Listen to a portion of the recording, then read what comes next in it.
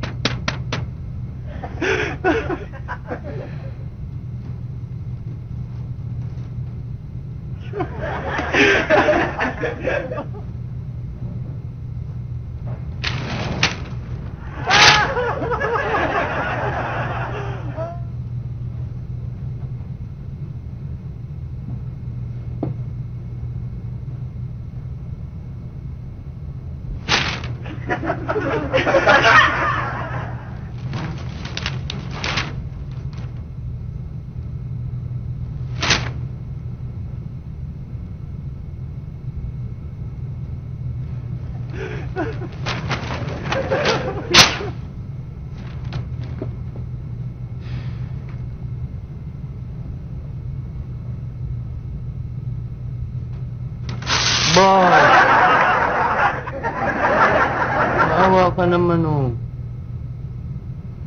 Eh, ano bang gusto mo? Hindi ba nakita nagbabasa ako ng dyaryo? Kulit mo naman eh. Bakit ba? Yun nga yung pangako ko nga dun sa mga babae, nakakahiya naman eh. Nangako ako na sasali tayo sa physical fitness club. Oh, problema mo yun.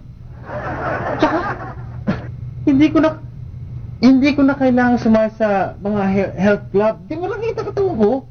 Hindi ko kailangan sumama sa mga ganyan. Bad, kung nagagalit ka dahil tungkol dun sa nangyari sa tindahan, Bad! Patawarin mo ako, Bad! Tayo, Bad! Bad! Sige na.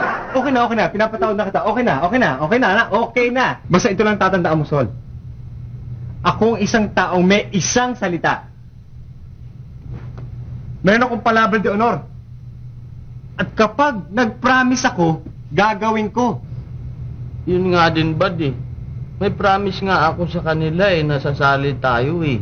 Oh, pakialam ko. Bakit? Nakipag-appointment din ako sa dentista ko.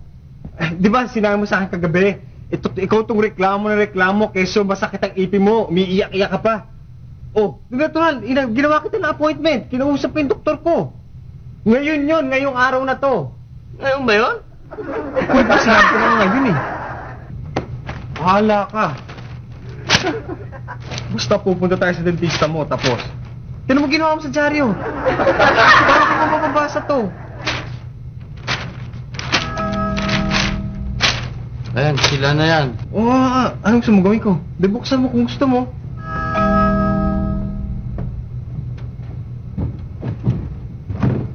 Tuloy.